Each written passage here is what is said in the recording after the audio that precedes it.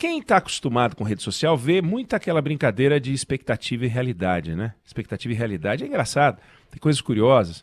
A criatividade aumentou muito nesse período de pandemia, as pessoas têm mais tempo para bolar umas ideias bacanas e tal. Mas eu acho que a gente tem que fazer um ajuste, sim, de expectativa e realidade, porque vai começar na semana que vem a CPI da Covid, a CPI da pandemia.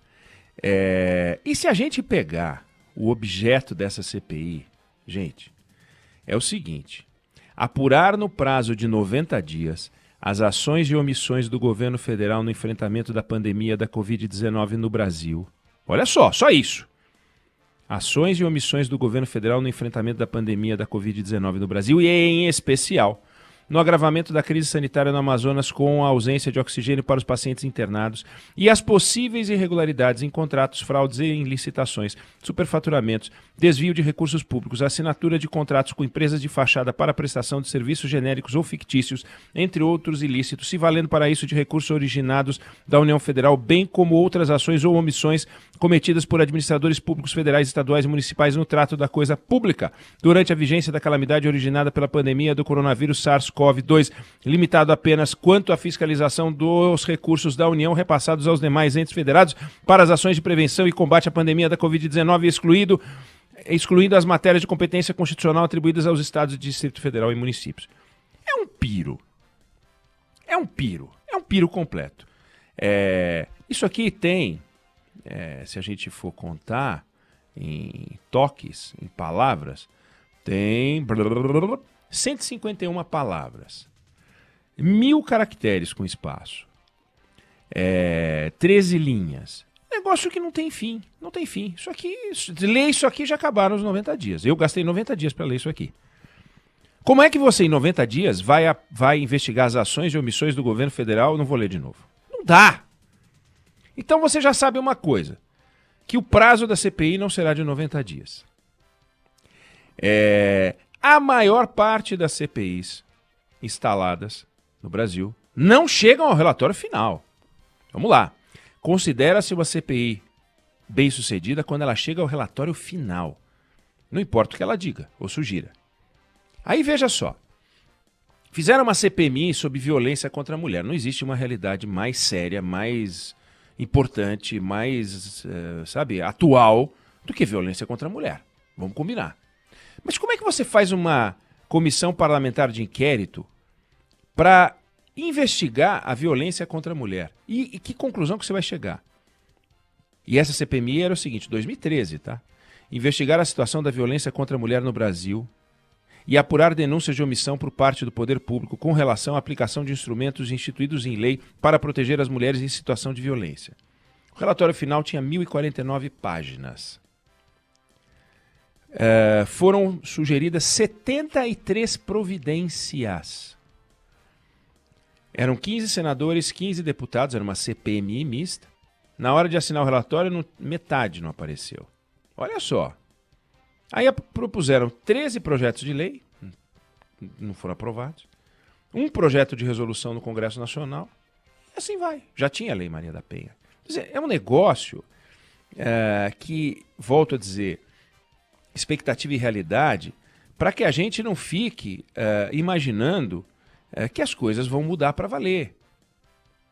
O Congresso Nacional, o Senado, tem suas comissões permanentes.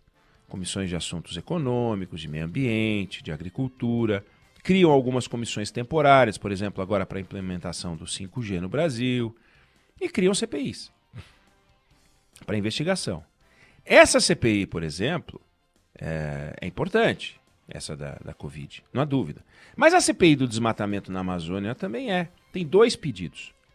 Os 2 com assinaturas, os 2 aguardando instalação. E não instalaram. Vai ver se o fato não é objetivo, se não tem prazo. Está tudo certo e não instalaram. CPI para o desmatamento da Amazônia Legal e um para apurar queimadas e desmatamento da Amazônia Legal. São 2 pedidos de CPI de 2 autores diferentes, os 2 conseguiram o número de assinaturas. Aí tem uma CPI que foi montada para apurar o acidente da Chapecoense. Aquele trágico acidente da Chapecoense. O que aconteceu? Ela foi encerrada. Mas foi encerrada, quando iniciou a Covid, começou a pandemia, foi encerrada por decisão da mesa do Senado. Então, nós não podemos achar que vai dar em nada, lógico, não tem um motivo para dizer, vai dar em nada, seria absurdo. Mas também a gente não pode ser infantil, ingênuo, de achar que a CPI vai chegar em algum lugar. A gente pega, por exemplo, a CPI da Petrobras. Olha, é difícil pensar numa CPI mais lógica do que aquela CPI da Petrobras. A CPI da Petrobras foi de 2015 e tinha tudo ali para você apurar. Primeiro, super localizado, dentro da Petrobras. Você já tinha a descoberta, a Lava Jato já existia, é de 2014, né? A Lava Jato. E você tinha condições de descobrir o que cada diretor fez, o que os gerentes fizeram, os políticos fizeram, os empresários fizeram. Resultado, na hora de apresentar o relatório final, não tinha os políticos. Propuseram um indiciamento de 70 pessoas, ex-diretores da Petrobras, empresários. Não tinha político, não tinha político. É como se não tivesse havido uma participação dos políticos. Essa foi a CPI da Petrobras. Teve uma CPI de fundos de pensão, propuseram um indiciamento de quase 150 pessoas. Dali a Polícia Federal até tirou uma operação que foi a Greenfield. Mas é preciso que a gente tenha clareza que CPI, que no Senado tem desde os anos 50, a tendência é começar no pique. A tendência é você ser muito rigoroso na hora em que vão alguns grandões para você poder ocupar o seu lugar ao sol. E já falamos disso aqui, alguns personagens são típicos de CPI. Esse ministro Onyx Lorenzoni é um personagem de CPI. Ele só existe politicamente com esse destaque todo por causa de CPI. O Bolsonaro, por exemplo, nunca foi um personagem de CPI, ficar fazendo pergunta em CPI. O Onyx Lorenzoni, sim, tem alguns que vão sempre. E vão e fazem aquela presepada toda e tal, mas na hora de tirar as conclusões reais, a coisa se complica. Pega o escopo dessa CPI. Vamos lá. Em que momento você pode dizer, posto que a Constituição impede que você investigue estados, Distrito Federal e municípios, você só pode investigar ações e omissões dos administradores públicos enquanto você estiver falando de dinheiro federal. Mas em que momento o dinheiro federal vira dinheiro estadual? Nós já falamos disso aqui. Como é que você sabe? Não, a partir desse momento é estadual, até esse momento é federal. Imagina como vai ser. Aí vão entrar com um pedido para chamar o governador João Dória, o governador Castro do Rio, o governador Romeu Zema de Minas Gerais, e vão chamar os governadores, aquela guerra política, aí vão dar um jeito de chamar o governador de Alagoas para constranger o Renan Calheiros, porque é o filho dele. Aí o governador eventualmente pode dizer que não vai, ou vai, mas responde por escrito. Enfim, é uma confusão. Aí um vai entrar na justiça dizendo que não pode chamar. Então a gente vai ter muito barulho, mas a questão central é o seguinte: o objetivo de uma CPI é apresentar um relatório com medidas práticas. O objetivo de uma CPI não é fazer essa farolagem toda, porque isso não leva a nada. Objetivamente é maravilhoso, todo dia um escândalo, fica todo mundo falando, maravilhoso, tá? A oposição se diverte, o governo se diverte quando ferra a oposição, mas é espuma. O que é ação concreta? A ação concreta é identificar o culpado e punir. Se não tiver culpa e punição, não tem motivo para ter CPI. Do contrário, é uma fiscalização de rotina do Congresso Nacional, e aí não precisa de uma comissão parlamentar de inquérito. O Congresso já existe e uma das suas atribuições, além da atribuição legislativa, criar, alterar, extinguir leis, é a função fiscalizadora. Já faz isso através do TCU, já faz isso através das comissões permanentes. As comissões podem chamar os governantes para falar. Então, uma comissão parlamentar de inquérito, ela só se justifica porque ela é montada com um objetivo claro, dentro de um prazo claro, tendo tal o número de assinaturas. O prazo está dado, o objetivo é absolutamente amplo. Se fosse especificamente as irregularidades no caso do oxigênio, ok. Mas aqui já virou uma coisa ampla. Ela é ampla. Ela é ampla. Então a gente, na expectativa e realidade, pode ter expectativa de que muita coisa vai passar por lá. Você tem um relatório do Tribunal de Contas da União que é acachapante sobre o trabalho porco feito pelo ministro da Saúde, Eduardo Pazuello. Você tem uma investigação que o Ministério Público está fazendo, que é acachapante sobre o trabalho porquíssimo feito pelo ministro Eduardo Pazuello. Então, tem material, tem munição, mas isso já está em curso pelo Tribunal de Contas, pelo Ministério Público Federal.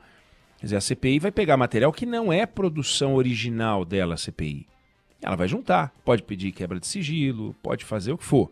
O importante é que ao final, e só assim a gente vai saber se ela foi bem sucedida, ela acabe com um relatório que chegue a alguma conclusão apontando o dedo para alguém. Se não apontar o dedo para ninguém, não teria motivo para ela existir. 90 dias é impossível. É impossível. Tem CPI com 120 dias que foi renovada, tem CPI com 180 dias de prazo que foi renovada. Essa foi um prazo de 90 dias. O presidente do Senado está dando uma enroladinha para instalar, né, para instalar a CPI, e esse prazo não muda nada, uma semana, duas e tal. Então, 90 dias. Dia 27 de abril, data da instalação. 27 de maio, 27 de junho e 27 de julho. Recesso. Vão pedir, obviamente, extensão de prazo. Aí vai lá, agosto, setembro, outubro. Ou seja, esse negócio vai avançar. E a gente tem que ficar de olho. O que a experiência de quem acompanha a CPI há muito tempo, talvez a primeira CPI da redemocratização, que foi a CPI do PC Farias, foi uma CPI muito importante, foi a primeira CPI, né? Ela terminou no final, ela surge com as denúncias de Fernando Collor, de Pedro Collor, irmão de Fernando Collor, contra o presidente Collor, termina com o impeachment do Fernando Collor. Foi um trabalho importante, isso em 1992. Em 1993 a gente tem a CPI do orçamento e se descobre uma máfia de deputados que mexia no orçamento da União e botava lá emendas e depois sacava e recebia dinheiro, através de ONGs, através de outras formas e tal. Terminou com renúncia de alguns, cassação de outros. É um negócio importante. 1999, CPI do Judiciário, lembra a construção do Tribunal Regional do Trabalho de São Paulo, um monumento ao desperdício, e foi o juiz Nicolau dos Santos Neves, aliás, é um juiz com nome feito para o Zé Simão, porque o apelido dele virou Lalau, de ladrão, e Lalau de Nicolau, né? E se descobriu, terminou com gente na cadeia, foi uma confusão, mas tinha uma investigação de Polícia Federal. Então, é importante que a gente saiba que essa CPI ela tem a possibilidade de botar, sim, em pratos limpos o descalabro que foi a gestão do Ministério da Saúde, de botar em pratos limpos abusos que possam ter sido cometidos na gestão do dinheiro da saúde. É importante. Na minha avaliação pessoal, já disse isso, é uma coisa muito pessoal. Acho impróprio fazer uma CPI durante o incêndio. Quer dizer, imagina ter um auditor vendo como é que o bombeiro trabalha enquanto o bombeiro está entrando no apartamento para tirar as pessoas de lá. Faz isso depois, nessa hora, todo esforço para tirar as pessoas de lá. O nosso desafio agora é vacinação, nosso desafio agora ainda é vencer a superlotação de UTIs, é conseguir remédios para intubação. Os números começam a dar os primeiros sinais de que a gente pode estar começando a entrar numa inflexão, uma curvinha talvez para baixo, na velocidade de crescimento. Isso é bom. Temos que festejar, qualquer coisa a gente tem que festejar, e daí depois faz uma CPI, 100% de apoio à CPI. Agora a CPI começando agora, no meio dessa confusão, talvez não seja o caso, não fosse o caso, já é realidade. Como eu falei, a Itália está fazendo uma CPI nesse momento, mas a CPI depois do auge. O auge deles foi em março, abril do ano passado. Vamos acompanhar, semana que vem começa, vai ter muito calor. O que a gente tem que ficar de olho naquela coisa de expectativa e realidade é ver se tiver fumaça, se vai ter fogo ali dentro, porque o importante é chegar em algum lugar e não apenas a CPI servir de palco para criar fraudes, que são os personagens da política que se valem da sua capacidade de falar, de ser grosseiros, de gritar, para garantir uma reeleição de graça, sabe? Com base na TV Senado, na cobertura da imprensa, ganham notoriedade, ganham espaço, quem já tinha esquecido deles lembra, quem não conhecia passa a conhecer, e eles fazem uma campanha mais barata do que os outros que não estão na CPI, e é só isso que a gente vai ter de prático. Tomara que isso não aconteça.